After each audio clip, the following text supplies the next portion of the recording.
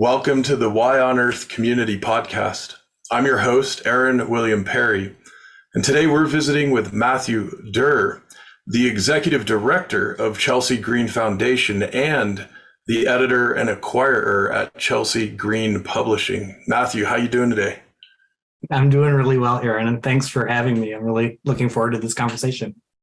I am as well, and we've got a lot of really fun and joyful topics to cover today that are essentially storytelling regarding your career, your work, your service in the world, and you're connected to so many thought leaders and change makers and have done so much in your own right in that regard. It's a real joy to have this opportunity to visit with you. Well, thank you. Yeah, I really think a lot of the work that you're doing and the conversations you've been able to pull together, and some really remarkable people. So humbled to be among them and to have some time to sit with you. It's gonna be fun. Yeah. Matthew Derr is a trustee and executive director of Chelsea Green Foundation, and also, as I mentioned, editor and acquirer of Chelsea Green Publishing. He also served as president of Sterling College in Vermont, where he co-founded the Wendell Berry Farming Program. Matthew has also been a visiting fellow at the Great Lakes Colleges Association, an interim president at Antioch College, and has also served a number of NGOs in the capacity of treasurer, secretary, chair, etc., including treasurer at the Center for an Agricultural Economy, secretary and treasurer at Work Colleges Association, chair at the Vermont Food System Higher Education Consortium, and national advisory board at the Sphinx Music Organization, which I'm really, really excited to talk about.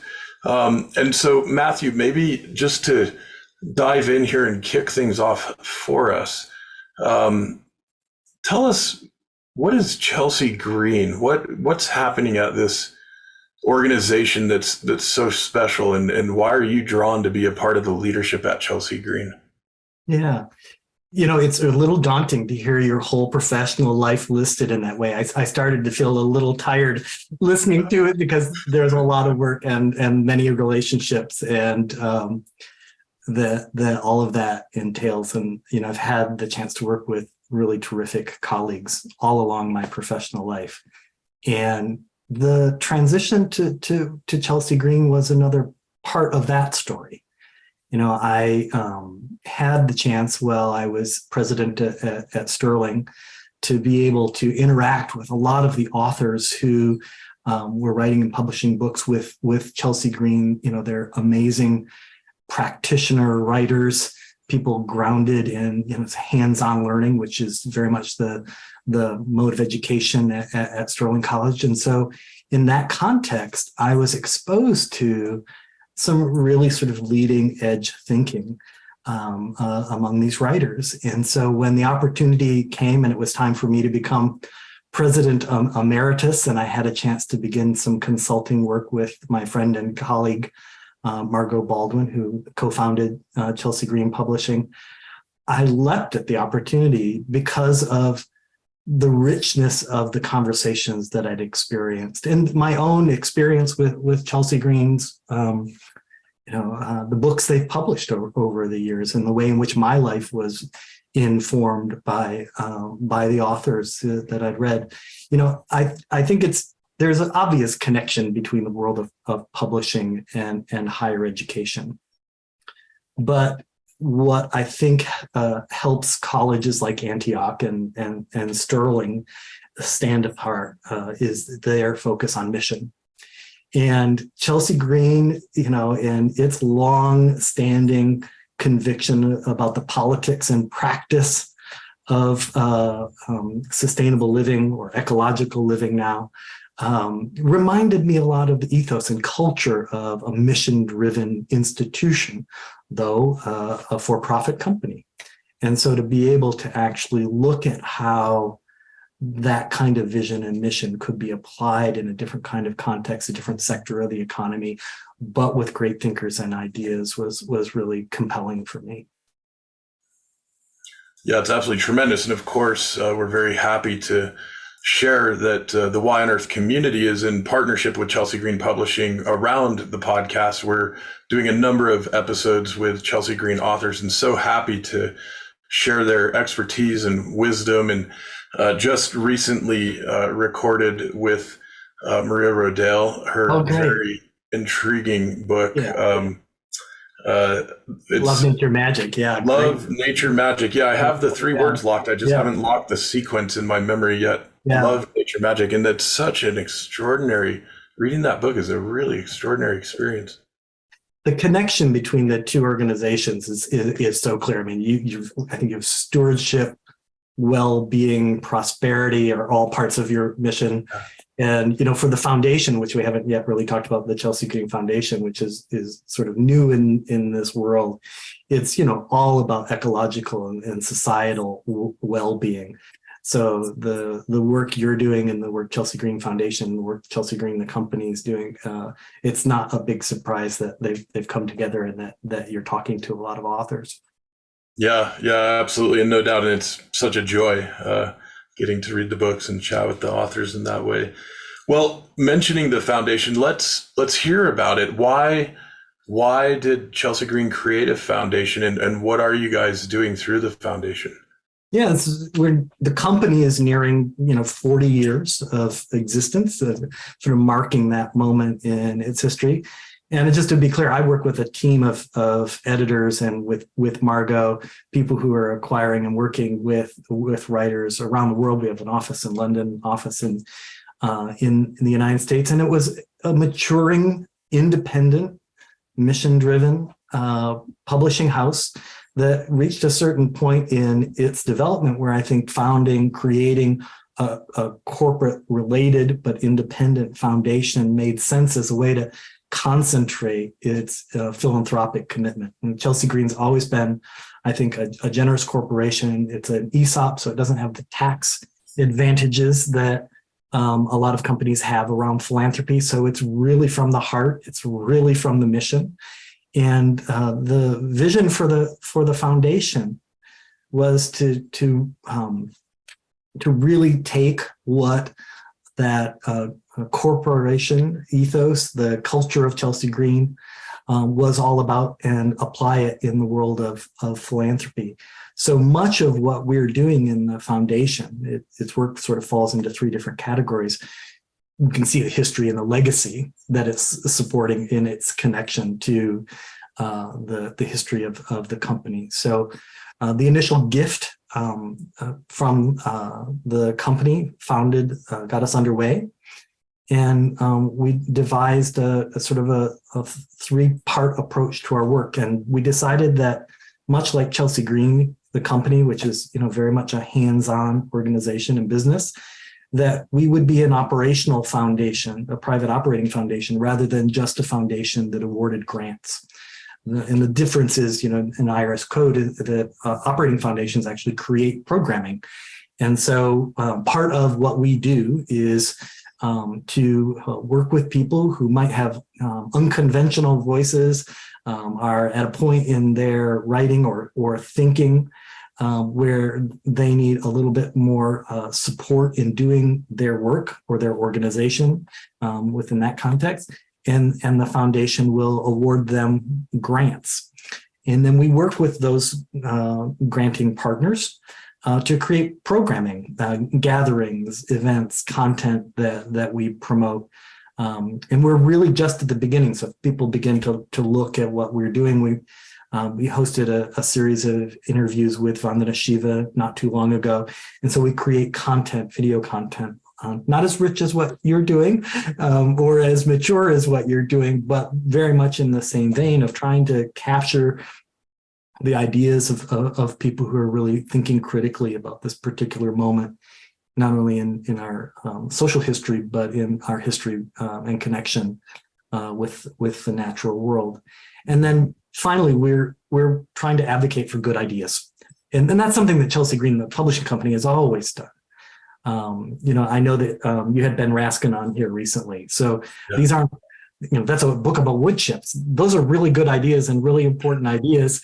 And they're also, what von Initiative is talking about, which are these really big ideas, Chris Smaj and others, big ideas about the future of agriculture. So just as the company does, the foundation sort of spans that galaxy as well.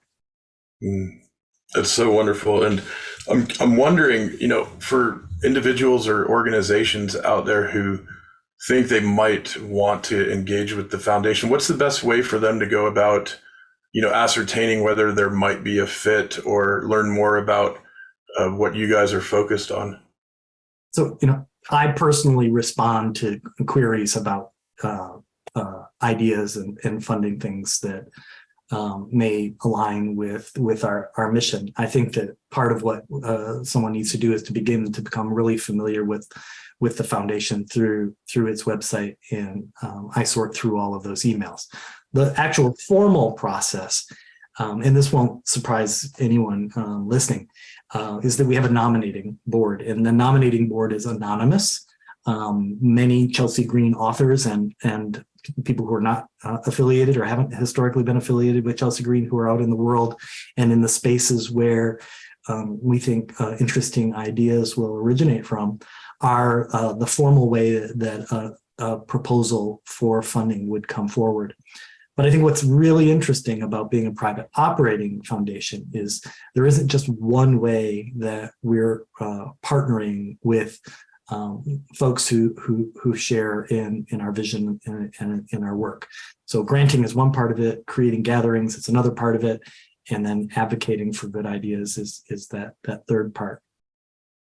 That's so exciting. Do you have a sense for what we might expect in upcoming gatherings, and like where are these held, like virtually or in person or both? How does that work? Yeah, so we hosted our very first gathering in March, and it was a success, but it was the first one. And as you know, from any kind of series of things that you do, you learn and you build as you go along. So this was a small gathering.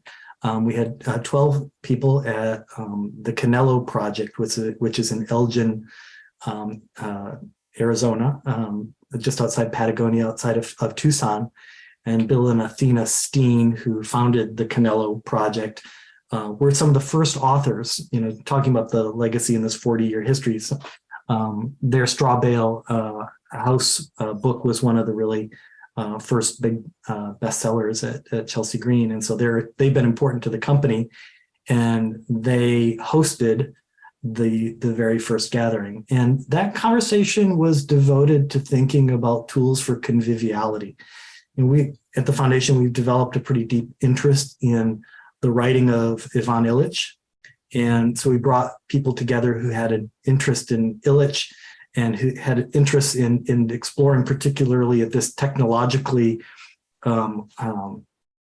accelerating relationship that humans have with technology, and in some ways that are pretty disconcerting, to have a deeper conversation about tools for conviviality. And so I think the foundation has a vision for these gatherings. Is formed around particular ideas. I think we'll continue to have conversations about the writing of Ivan Illich. But given my background, and one of the reasons that John Ray, who was the president of Schumacher College, joined the board of the foundation, the reasons we've come together is that we want to talk about education, and we want to talk about higher education, what's wrong, and where there are some models of hope, like Schumacher College and like Sterling College and like Antioch and a few other places where we think good practices, timely practices for the ecological circumstances we face are being forwarded. So I'm imagining that in this next year, our focus will be on education, and specifically higher education. Yeah. Well, it's so exciting to hear about. And we've had a number of other guests on the podcast series who have done amazing work in higher education, including, I'm thinking of Bud Sorensen, who led Babson College for many years and also did a lot of work at Harvard, and has been instrumental in the conscious capitalism movement. And I'm curious to get your thoughts on, the state of higher education and where you might see things going with maybe some optimism as the world continues to evolve so rapidly, or perhaps some of the things you're seeing that might cause a little more pessimism than optimism. What's your assessment of where we're at with higher ed right now? Well, higher ed's a mess. So I'll work backward from that. But there are some examples of really terrific work being done in higher education, and some really remarkable people who only want to do good in their work. And the Babson example is an interesting one. What he was able to accomplish there was transformative to that institution, but also recalibrated other institutions to think about entrepreneurialism differently, and in the way that could be informed by a deeper set of values and convictions than a bottom line. And so my question is, that's a very successful example. So I sat on the New England Higher Education Commission, the accrediting body, and it gave me a view of a lot of different institutions. Babson, really successful institution, really every measure that you could come up with, a transformed institution from what it was 30, 40, 50 years ago. What topic would be more important right now than the human relationship with the natural world? And where are those colleges that are going to focus time and attention on stewardship as their principal reason for being, as their mission for being? So I'm very much, come from the tradition of the liberal arts. And so stepping outside of the model of STEM or very focused training, not that there is anything wrong with training, it's a part of education, and thinking about the way in which colleges could begin to focus on the critical thinking citizenry, both in the sense of the planet and our communities, as the reason for being, versus what seems to have happened, which is to take a look at some place like Babson and say, well, what they've really been successful at is building buildings, building endowment, building chair positions, and missing the point of actually, I think, what was important about what they accomplished. Yeah. And so the sheer competitive nature of higher education for enrollment is undermining its integrity, because these smaller institutions that actually had different kinds of opportunities to distinguish themselves, as Sterling did around ecology and agriculture and that human relationship with the natural world. I mean, it can be nursing, it can be any number of different kinds of areas of focus.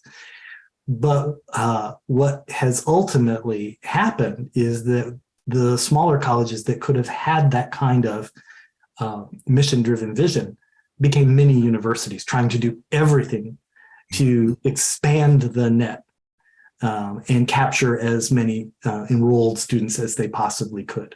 And at the same time, they worked to drive down costs by converting their faculty to adjunct faculty and making smaller and smaller faculty. So you asked me a very big question. What's wrong with higher education? That is a small list, but I would say it's lost its moral compass, which is the most important problem.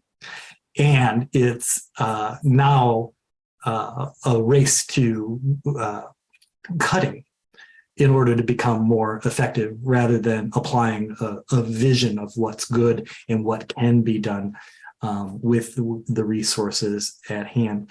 And there are many complications, certainly as a college president, interim president, and president at a couple different institutions, and an accrediting board member. I saw those complications, and navigating this time, not to mention a global pandemic that really undermined higher education. This is a really hard time for college presidents. That has nothing to do with my transition, I'm sure. But it is a moment, and the reason the foundation wants to have this conversation, it is a moment in which we should have already taken stock and be planning and thinking about what higher education looks like next. And I think that's the conversation that the foundation wants to engage in, putting everything that we thought about higher education on the table. Can I give you one more example? Please, yeah, this is great. I'm curious what your questions are, but what the pandemic did to higher education in an economic sense and in student confidence sense, I think is clear. You can read that in major publications, the New York Times and other places where there are all kinds of alternative views about what that was about and what happened. But most importantly, I think it said, and this connects to the reason why I think we're looking at tools for conviviality and village, is that all education is the same no matter how you get it. However you're exposed to the ideas, whether that's online, the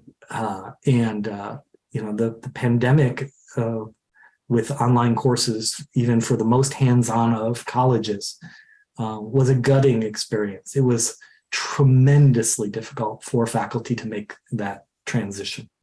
I have friends who were teaching opera by Zoom, not an easy thing to do. Wow. Agriculture by Zoom, not an easy thing to do.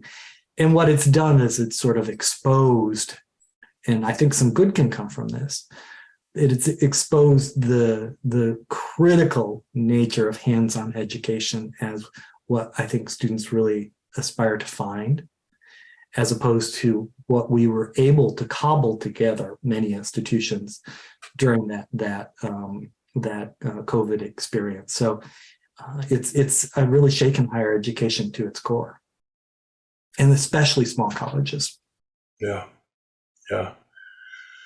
Wow, this is bringing up for me two different thoughts. And one, my son Hunter had his freshman year of college during COVID. He finished high school during that first spring of COVID, right? A very strange kind of graduation ceremony. And then a few months later started college, and he would wake up in his dorm, go to the cafeteria to get food, come back to his dorm, and then have anywhere from, seemed like 8 to 10 hours of online screen time learning.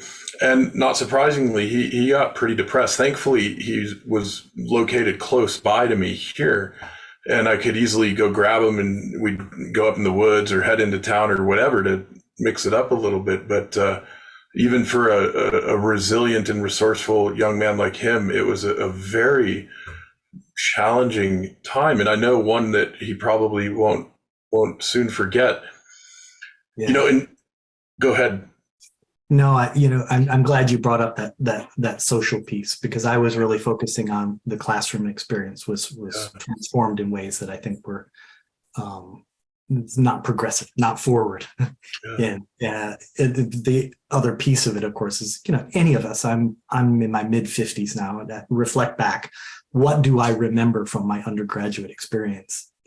I remember the relationships. There's some lectures that were impactful, and I certainly remember some of them. I remember books that I read. If you really press me, I can think of those things. But what leaps to mind is the maturity that came about as a result of being in spaces, both academic and social spaces, with my peers, with faculty, and that wasn't that couldn't be replicated in the context of the changes we made for public health reasons. And so, I'm so sorry. There were so many problems with higher education before the pandemic. So those who say, well, this is really the origin story is 2020, I don't think are right.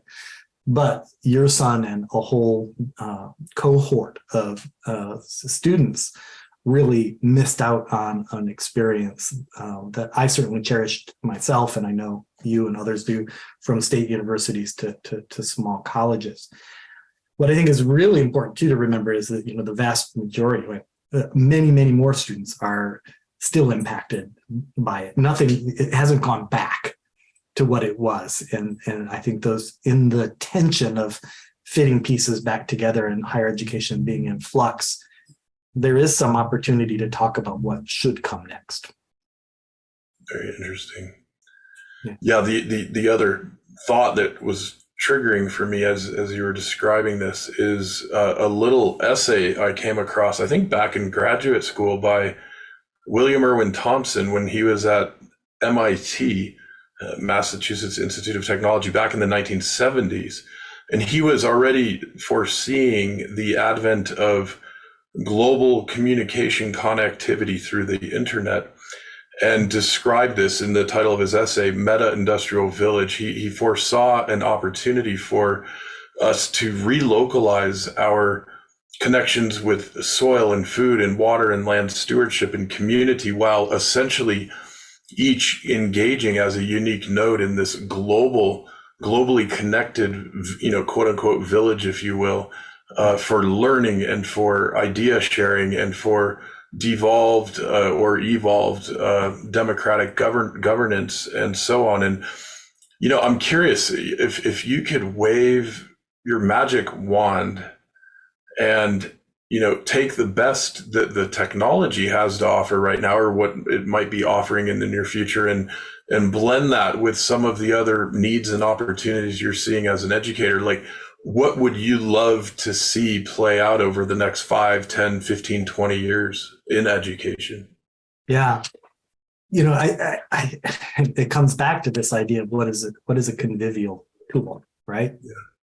Yeah. If I think about the ways in which technology and advancing technology became increasingly important to accentuated the ways in which good teachers taught, that's the sweet spot, right? You take an iPad into the field in a soil science course, and you have access to this really wide array of information that you did not have 10 years earlier. Yeah. But when the background of that use of that tool is not a deeper relationship and level of connection and hands-on experience with a mentor, it's not a convivial tool. If it replaces that relationship or so blends and melts the relationship that it can't be identified as a student-teacher, student-student relationship anymore, because it's replacing expensive parts of that with a new tool, you get into trouble. So I'm not a Luddite, but I do look back at the way, even at Sterling, we applied these tools to our educational pedagogy and our model, and wish that we'd ask some different and deeper questions, because it's quite alluring. And in a panic like the pandemic, it really raced ahead of our judgment of how meaningfully or badly even that it was impacting the education. So access to information and accentuating the student-teacher relationship with the use of technology, to me, is a convivial use. Another piece of it, of course, is this technology, whether it's AI or any other form, we need citizens, community members who understand it. And so it's here. We're living in this complex technological world, and not all of it's convivial, but we can still inform people about not just how to tell the difference. That should be relatively easy for critical thinkers to do, but how to form the values to know how to use the tools. And I think some of the smaller colleges are doing this, but really thinking deeply about the values proposition behind limiting and controlling and understanding the impact of technology. Yeah, so fascinating and so important right now. And gosh, I'm struck by the term convivial. I actually studied some Latin in high school, and I imagine the etymology of this term has something to do with living together. And when I hear the term used, it brings up a sense of joyfulness, of simpatico. And at the end of the day, we really are talking about living together, right? So many of the ecological challenges we're facing are challenges where the balance of living together with ecosystems, with each other, with the various creatures inhabiting our shared Mother Earth, are not in balance, are not stewarded in an ethos of love and care and compassion and kindness. And so I'm curious, how did you guys come up with conviviality as the focal point? And my goodness, it's such a beautiful, potent word to focus on. Yeah. I other than in sort of undergraduate and graduate school, that sort of thing, I hadn't really come across conviviality in 30 plus years of working in higher education, which might also, that's another conversation. But what I was reintroduced to it conceptually by actually a book that Chelsea Green published, Lean Logic, and Surviving the Future, which was edited by Sean Chamberlain. And David Fleming, an economist, talked about the ways in which conviviality were important to our understanding of how we would survive in the future, how we should live and how we should survive. And then, the connection to Illich and building on that, the use of the word is complicated. What you're drawing from it is, part of the intention that I think all colleges and universities should have, foundations should aspire to, mission-driven companies like Chelsea Green should put forward in the way that they profit in their businesses. And if we do that, if we are conscientious about building conviviality, strengthening communities as a result, then what we do is we create a sense of connection, and we limit the sense of estrangement that we have. The decisions that we need to make about pesticide use have to do with our estrangement from each other and the natural world. You see weeds in your yard and you use a herbicide to take care of that. It's using a set of values that it really is, one could argue, selfish. One could argue also about creating a vision of what you think nature should look like. But what's behind that is an estrangement from nature, right? And an estrangement from the care of what it would mean to someone else's health to be using that product. That's where I think, do we want to take care of our yards in a more ecological way? And are there tools that we can use to achieve that? Absolutely. Maybe you can convince people to make that transition. But why are they making the transition? Do they feel a deeper sense of connection to their neighbors, being the animals and insects and plants, as well as the actual physical neighbors at the next address, is where the work needs to be done. Well, and one of the things I love about Chelsea Green publishing and the ecosystem of authors and thought leaders at Chelsea Green, and have loved for years and years, is there's a very real focus on what can be done in our own yards, our own neighborhoods, our own communities. There really is this very practical, hands-on, some of it kind of folky in a way, and much of it very science informed. How beautiful. And it's I love that it's it's not a bunch of technocentric or whiz bang, here's the latest. It's a lot of very deep, thoughtful, time tested wisdom and knowledge that is shared through this publishing company. and that's really a curriculum. If I think back on what drew me to making this personal transition, you know, Terra Viva, the book Vandana Shiva published not too long ago with us, you know, these big ideas of a lifetime of commitment to the earth and our connection to it. And then to be able to, you know, pick up a book like The Art of Fermentation, and create something delicious. Like, that's the world we want to live in, right? Like, we need to think the big thoughts. We need to make the grand and firm commitments that need to be made in order to make the planet livable for all species.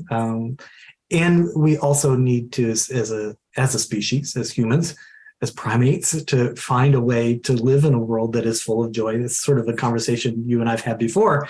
And all of that's important, and all of it is related.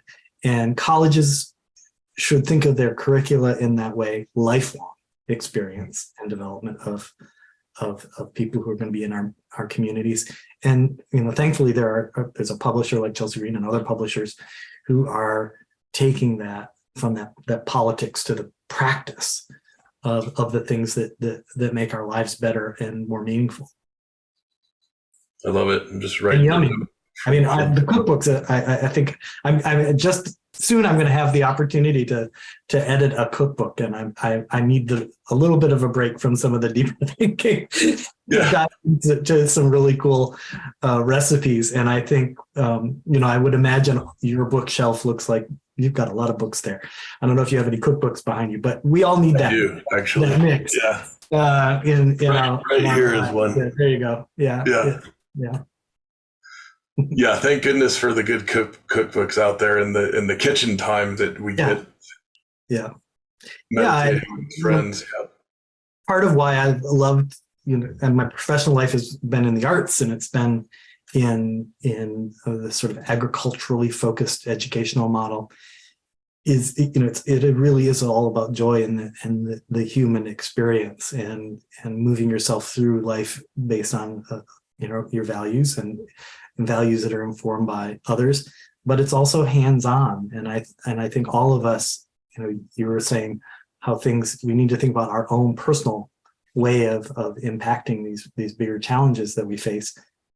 It's just so much more joyful and more profound when you can find a way to do it with your intentions daily, your hands, and the way that you do your work. Yeah, here. I wholeheartedly agree with that statement.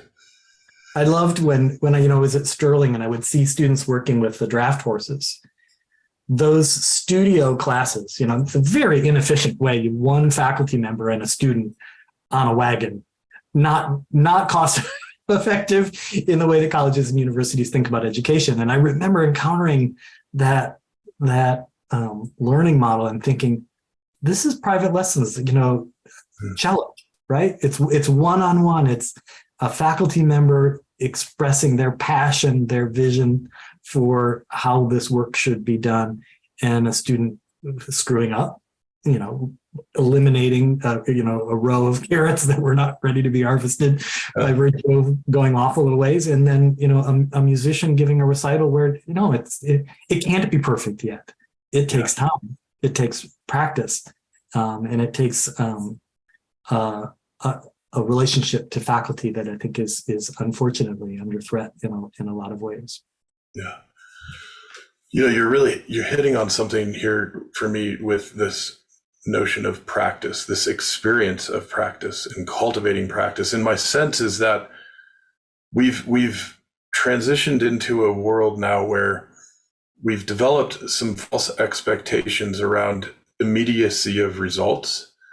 And, you know, I'm just thinking about how important it is for each of us to engage in the cultivation of a practice or many practices, whether it's cooking or tending to the carrots or practices of conviviality. I think even the social infrastructure of conviviality perhaps has atrophied quite a bit in our culture, especially here in the United States in recent years. And I'm very curious to hear from you as both a publisher, well, I guess all three, a publisher, a philanthropist, and an educator. What can we be doing other than getting more folks to read more Chelsea Green books, right? And what can we be doing to cultivate much more conviviality in our world, in our communities, in our society? Yeah. It's a cliche, but acknowledging that it's important, right? Yeah. If you think about our civic dialogue right now, I think most of us would agree that it falls below the standard of civility and conviviality in any meaningful way in the media. Sure, but among our neighbors, does it have to? I think there's a lot loaded into that, but it is a establishing of priorities that I think is important. Is it important to me that these people I encounter in my daily life who are members of the community with me and the ways in which I move through the world are strengthened by their exposure to me? And again, that's a complex, who's measuring that and how much privilege is packed into all of that. I do understand that, but living conscientiously, I think is a really important piece of it. As I think about how institutions could make those changes, institutions are tools as well. Colleges and universities are tax exempt because they serve a social purpose. They are a societal tool to achieve an end. And so we've decided that what is really important is, the ways in which, I'll just use this, it's not a silly example, but an example around food, since we've talked about food already. How many choices of boxed breakfast cereal are you going to find in the dining hall? How many different global cuisines can you have from which to choose, regardless of what resources it takes to deliver that? What's much more interesting and what we can do is do dishes together, right? We can actually sit down and have a shared meal, maybe based in the same ingredients where that's possible, and food allergies and all these other things that come into play. But like a shared communal experience around food is just one example that I think is powerful enough. And when one commits oneself to it, really does begin to transform how we relate to each other. So it is in these important but small acts that I think we make a contribution to the change that you and I are sort of referencing. And each one of those examples that I just shared, you could begin to look at the sourcing of where those boxes of cereal come from.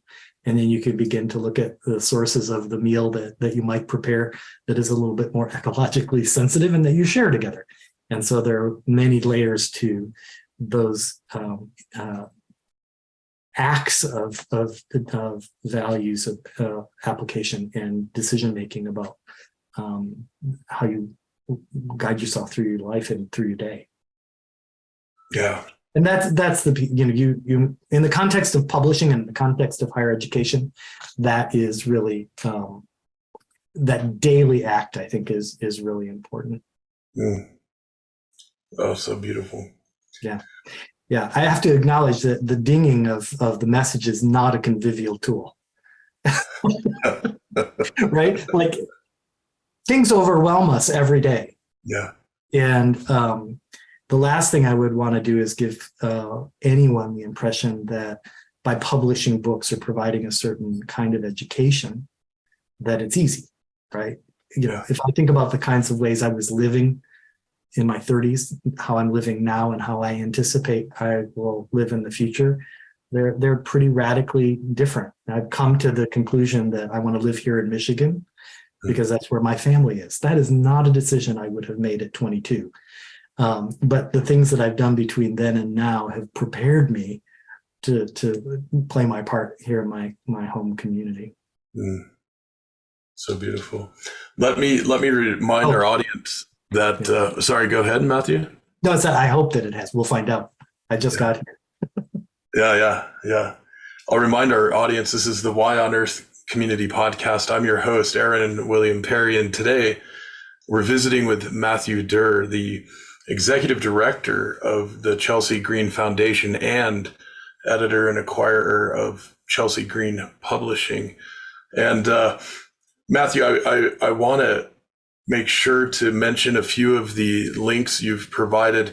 chelseagreen.com is one, and in the United Kingdom, it's chelseagreen.co.uk. And we'll include these links in the show notes, of course. You can find information about the foundation at chelseagreenfoundation.org. And you can also connect with the Chelsea Green community on Facebook, Twitter, and Instagram. Chelsea Green Pub on Facebook, at Chelsea Green on Twitter, and Chelsea Green Books on Instagram. And want to be sure to give a shout out to our several sponsors and partners who make the Why on Earth Community Podcast series possible, along with the rest of our Regeneration Renaissance work in the disciplines of culture, economy, and ecology.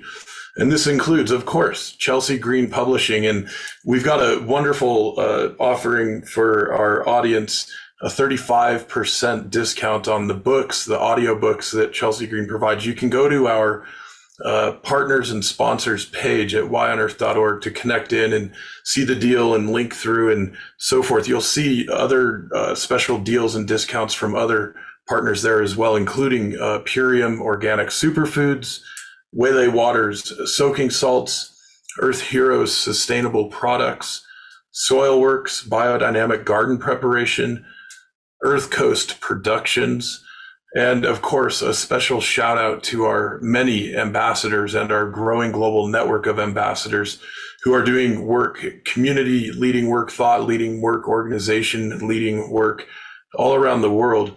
And many of our ambassadors have joined our monthly giving program.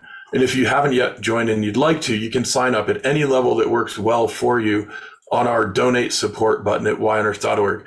If you'd like to support at the $33 or higher level, we will happily send you a jar of the Waylay Waters hemp-infused aromatherapy soaking salt. I'm holding it up to the camera here, our eucalyptus blend as an example. This is a beautiful way to enhance our personal self-care practices, farm to tub, we like to call it. And we source our hemp from a few different regenerative and biodynamic farms here in Colorado. So it's a great shout out and thanks and gratitude to so many of our friends and colleagues and supporters. And with Chelsea Green, so central in the regeneration renaissance movement, Matthew, that from my purview seems to be not only emerging, but really activating and amplifying now worldwide. It's awesome to see not only the thought leadership in the marketplace of ideas, as it were, but also the way in which Chelsea Green as an organization is embodying and demonstrating some of the best practices, including, for example, you guys are now a 100% employee-owned company. And I wanted to be sure to ask you about this and have you tell us a bit about some of the corporate practices that Chelsea Green has committed to. Yeah. You know, when you talk about a company, a for-profit company, you know, what I think comes to most people's minds is a boardroom and a small group of people who have ownership, and a bigger group of people who work for them. What I find really fascinating and somewhat familiar, the sense of agency and ownership that faculty and people feel in higher education, I also see at Chelsea Green among my colleagues. As employees, they are owners in the company. They own stock. It's their retirement. And so in every decision that we make, you know, I'll talk about the ways in which I'm most involved in the company as a consultant. I sit with the editors and we decide which books we may publish, why we want to publish those books, what the relationship with the author will be like, and how we arrive at a decision to publish or not publish something has everything to do with the ways in which we want to further the mission of the business. We also need to make sure that the books that we choose are profitable and that the company is profitable for everyone's benefit. And so there's a kind of ownership. And by ownership, I don't mean the actual ownership, though that is true as well. But the kind of ownership that we have for the decisions that we make, and the interaction and engagement of the editors, the design, the publicity, the marketing team, there's a kind of esprit de corps there that I think is really deeply informed by the fact that Chelsea Green is an ESOP. Big step for an independent publisher to make. But if you think about what publishing is about, ideas and again, a deep sense of conviction. The fact that Chelsea Green is one of the few independent publishers out there that is an ESOP, I think has a lot to do with its success. As you would imagine, we try to do our printing in a way and choose both distribution and publication practices that are consistent with the ecological values that we write about and publish. And so we're one of the very first publishing companies to have made those commitments and to sustain those commitments. And in some ways, that's just so obvious that it's not remarkable. That's the sweet spot of where you want to be, right? And I feel that way often at Chelsea Green, that we're in sync with one another. We care about publishing with integrity, and we care about business practices that are based in that same conviction about integrity. It's so beautiful. 40 years is nothing to. I mean, it's not. Certainly, there are many publishing houses, independent otherwise, that are older. But the space that you're describing, or what was formerly just called the sustainability space, and of course those words are all evolving and changing. Organic, I think I'll go with Elliot Coleman. It's sort of organic is the way to go, and say that this is a publishing house that's sort of been on that leading edge of that language and that idea of what sustainability, organic thinking meant and means. And so the fact that it's flourishing, we hope, the company's had a lot to do with it. Its authors have had a lot to do with it. Yeah, it's an incredible ecosystem of thought leaders and folks doing this amazing work in the community. And a lot of people who have their own beautiful farms and live lives that very much you see on the pages of the books. It's a kind of authenticity that I think is hard to find. Hopefully easier and easier to find as we go forward. And I love your, when it's so obvious that it isn't remarkable. I mean, may that be one of our rallying cries, perhaps, with many of these threads that we're all working on in different ways. Yeah, no, absolutely. And I think that's what you're doing in convening these conversations, right? How do you, in the context of a short time talking with someone, really understand what seems obvious to them, and how does that inform the choices people who hear them will make going forward? And I think publishing is a sector of the economy and enterprise that I think lends itself well to bringing those ideas forward, just as these kinds of conversations do. Yeah, absolutely.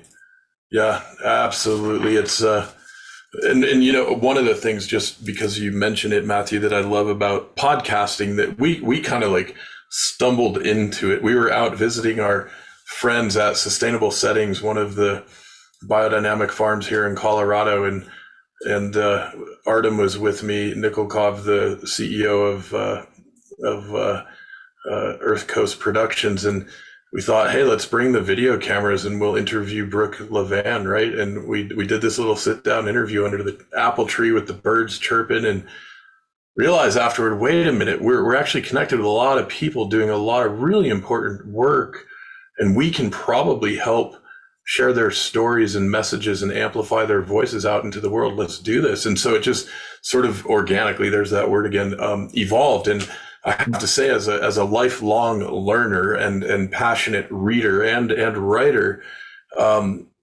preparing for a podcast interview is one of my very favorite modes of learning. Actually, it's like I get to take a crash course on you and many of these other, Chelsea Green authors and farmers and herbalists and executives and scientists and indigenous wisdom keepers and youth activists and so forth. And so it's such a beautiful way for me to experience this connectivity that I think more and more of us are now cultivating in our lives and our communities, locally, regionally, and globally.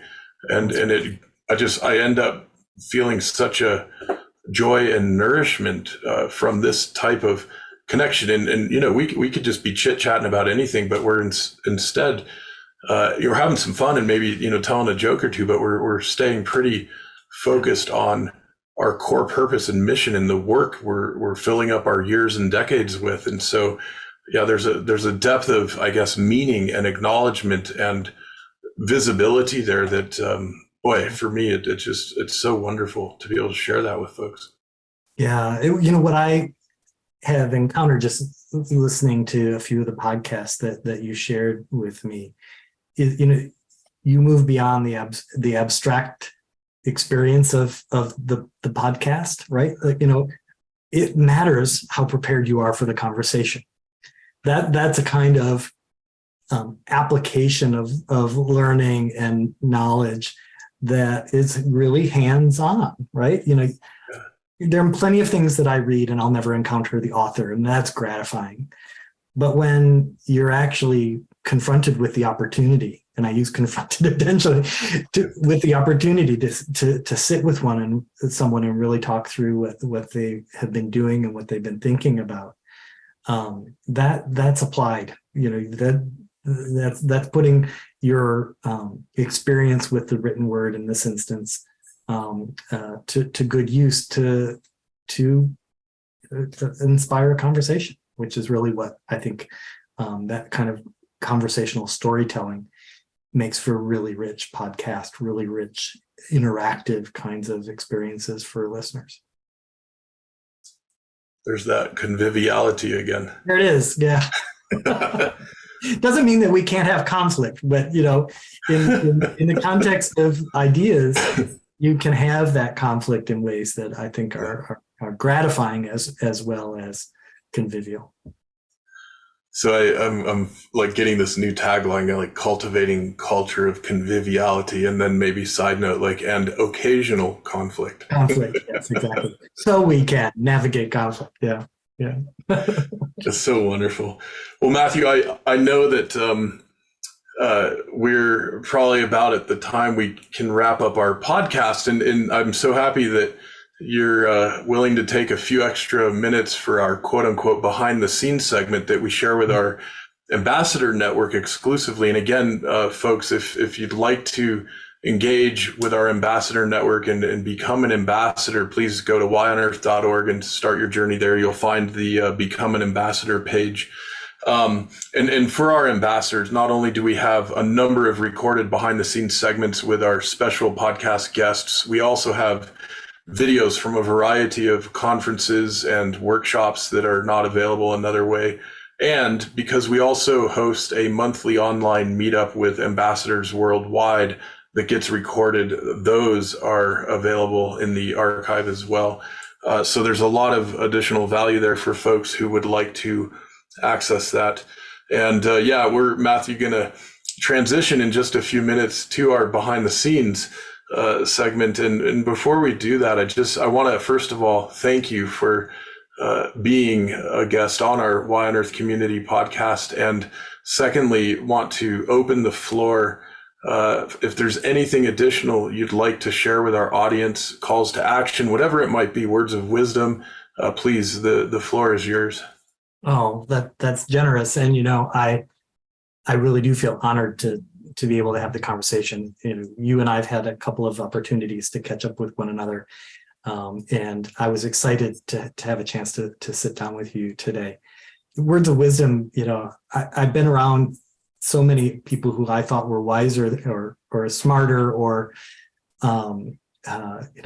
more accomplished than I am, that I don't ordinarily think about having the floor and holding forth. But I think that surround yourself with people, good people.